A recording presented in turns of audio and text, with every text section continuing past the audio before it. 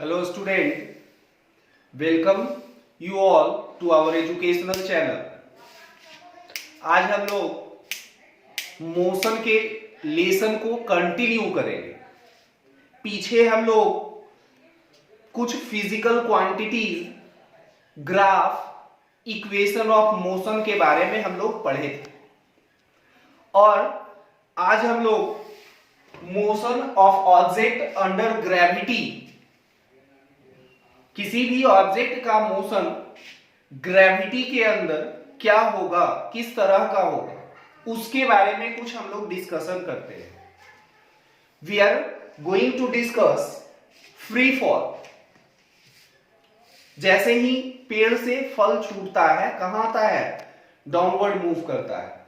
हम कोई पत्थर को लेते हैं, जैसे ही थ्रो करते हैं तो कुछ समय के लिए अपवर्ड जाता है और फिर डाउनवर्ड आता है।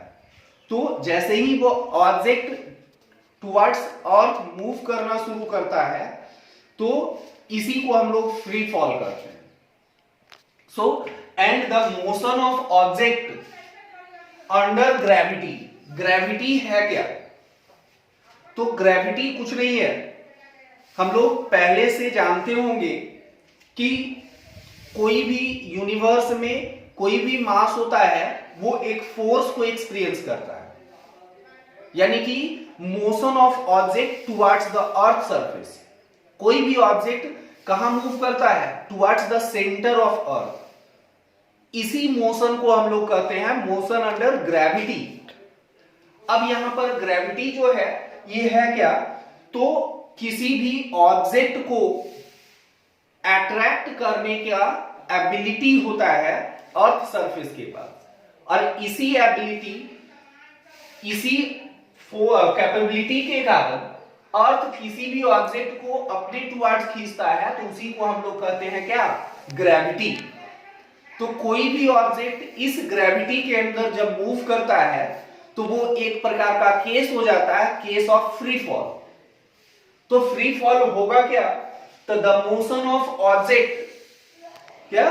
The motion of object falling towards the earth from a height is known as free fall. इसी तरह के केस को हम लोग फ्री फॉल कहते हैं। जैसे सपोज कि ये पेन है, जैसे ही यहां से छोड़े तो ये कहां आएगा? डाउनवर्ड मूव करना शुरू करेगा। जैसे ही हम छत से एक स्टोन को ड्रॉप करते हैं या बॉल को ड्रॉप करते हैं तो बॉल डाउनवर्ड मूव करना शुरू करता है। तो इस तरह का जितना भी केस होगा, तो ये हर एक ऑब्जेक्ट में हम लोग ऐसा ऑब्जर्व करते हैं कि हर एक object downward towards the surface of earth move करना शुरू कर देता है।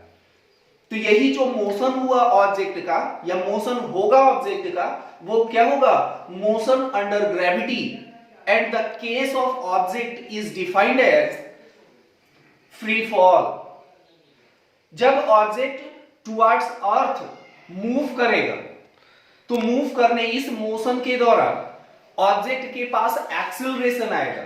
जैसा कि हम लोग पीछे पढ़ चुके हैं कि जैसे ही ऑब्जेक्ट मूव करना शुरू करता है तो मोशन में होता है, तो उसके पोजीशन में चेंज आता है, उसके वेलोसिटी में चेंज आता है, और जैसे ही ऑब्जेक्ट के वेलोसिटी में चेंज आएगा यानी कि उसके एक्सेलरेशन में भी चेंज आएगा।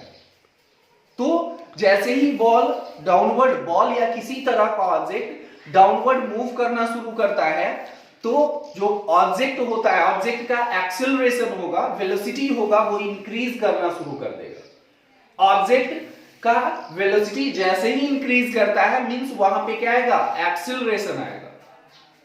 तो the acceleration with which a body falls towards the surface of earth is defined as acceleration due to gravity.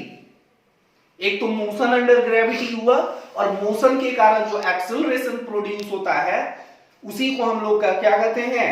हम लोग डिफाइन करते हैं acceleration due to gravity. The acceleration due to gravity is denoted by small g in like this g, and the value of g is equal to 9.8 meter per second square. Value क्या होगा?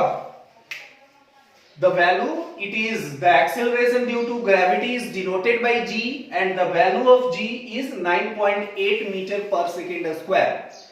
अब यहां पर ध्यान में आता है, या हम लोग के पास क्वेश्चन एराइज होगा कि ये जी का वैल्यू आया कहां से। तो जी का वैल्यू 9.8 होता है, कैसे होता है, किस तरह से कैलकुलेट किया गया, तो उसके बारे में डिटेल्स में हम लोग आगे, हमारे टॉपिक है ग्रेविटेशन, उस ग्रेविटेशन के टॉपिक में हम लोग डिटेल्स में पढ़ेंगे कि किस तरह से जी का वैल्यू 9.8 हुआ। लेकिन यहां पे हम लोग को ध्यान में रखना होगा हमेशा, जब भी हम क्वेश्चन को या न्यूमेरिकल को सॉल्व करेंगे तो वहां पर जी का वैल्यू क्या होगा, दैट इज 9.8 मीटर पर सेकेंड। अब तो ये मोशन के बारे में पढ़ेंगे, जैसा कि हम लोग पीछे पढ़े थे, मोशन ऑफ ऑब्जेक्ट के कारण ऑब्जेक्ट में वेलोसिटी आता है, एक्सीलरेशन आता है, डिस्टेंस कवर होता है। तो उसी प्रकार से जब ऑब्जेक्ट फ्रीली फॉल करेगा, यानी कि ऑब्जेक्ट फ्री फॉल के केस में होगा, तो यहां पर भी ऑब्जेक्ट में वेलोसिटी का चेंज आएगा, ऑब्जेक्ट में एक्सीलरेशन प्रोड्यूस होगा, that is g. Object top point से बॉटम यानी कि सरफेस ऑफ अर्थ तक जाने में कुछ टाइम रिक्वायर्ड होगा, टाइम लगा होगा, तो डिस्टेंस कवर्ड होगा, यानी कि सर्टेन कितना हाइट पर होगा, और उसी हाइट को हम लोग डिस्टेंस कवर्ड के जैसा ट्रीट कर सकते हैं। तो जिस तरह से हम लोग पीछे इक्वेशन ऑफ मोशन पढ़े थे, उसी तरह से मोशन अंडर ग्रेविटी में भी हम लोग वही इक्वेशन का यूज कर सकते हैं। लेकिन उस वहां पे क्या था कि जो जी का वैल्यू था, सॉरी एक्सीलरेशन था, एक्सीलरेशन के जगह पे क्या यहां क्या हो जाएगा, g, that is a is equal to g. अब हम लोग एक्सीलरेशन के बारे में जानते हैं कि एक्सीलरेशन पॉजिटिव भी होता है और नेगेटिव भी होता है। तो ऐसा थोड़ी है कि मोशन अंडर ग्रेविटी के केस में सिर्फ पॉजिटिव होगा या सिर्फ नेगेटिव होगा, ऐसा नहीं है। क्या होगा, दोनों होगा, पॉजिटिव भी होगा और नेगेटिव होगा। कब होगा, तो विथ एग्जांपल हम इसको समझने का प्रयास करते हैं। हम एक स्टोन लेते हैं, जैसे ही स्टोन को हम थ्रो किए, तो स्टोन को थ्रो करने का मतलब उसके पास कुछ वेलोसिटी होगा, और वेलोसिटी के कारण वो अपवर्ड मूव करना शुरू किया। जैसे ही वो नीचे से ऊपर मूव करेगा, यानी कि उसका वेलोसिटी क्या कर रहा होगा, डिक्रीज कर रहा होगा।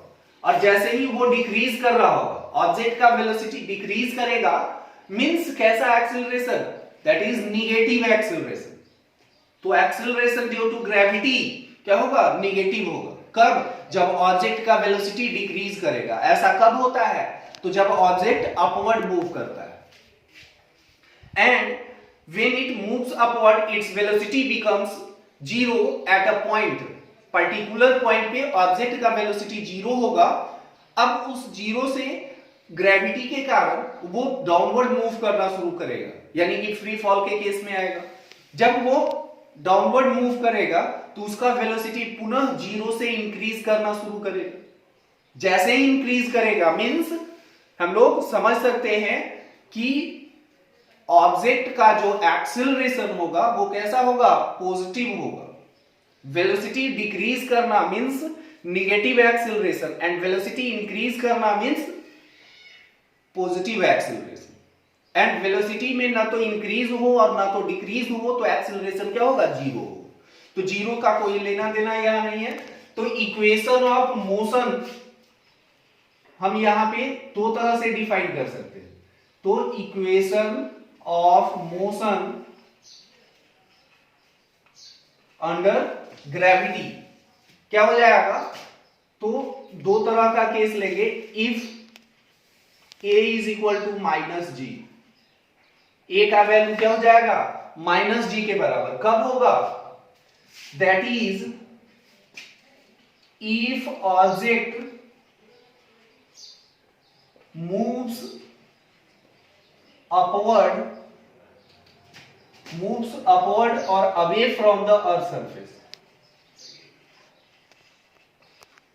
or away from earth surface। तो ऑब्जेक्ट का वेलोसिटी डिक्रीज करेगा, और जब डिक्रीज करेगा तो क्या हो जाएगा, यहां पर जो इक्वेशन हम लोग को मिलेगा इस प्रकार का, v is equal to u minus g t. A के जगह पे हम लोग g रखेंगे, that is minus g. S is equal to u t plus that is minus half gt square v square is equal to u square minus 2gs। इसी तरह का तीन इक्वेशन और हम लोग लिख सकते हैं। तो if acceleration is equal to g कब होगा? तो इफ ऑब्जेक्ट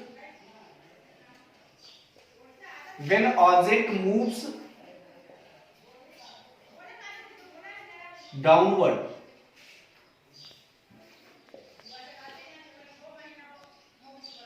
towards earth, तो क्या हो जाएगा?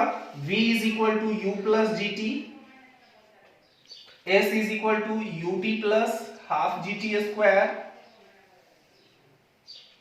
And v square is equal to u square plus 2gs। तो जिस तरह का सिचुएशन होगा न्यूमेरिकल प्रॉब्लम में, तो उस तरह का इक्वेशन का यूज हम लोग कर सकते हैं। तो इस तरह से इक्वेशन में चेंज को हम लोग ऑब्जर्व कर सकते हैं। किसके कारण? तो एक्सेलरेशन ड्यू टू ग्रेविटी में पॉजिटिव वैल्यू आने के कारण और नेगेटिव वैल्यू आने के कारण। तो क्लियरली हम लोग समझ सकते हैं। And once again we repeat this, if the acceleration of an object is negative, यानी कि जब ऑब्जेक्ट मोशन अंडर ग्रेविटी होगा, ऑब्जेक्ट का मोशन कहां होगा?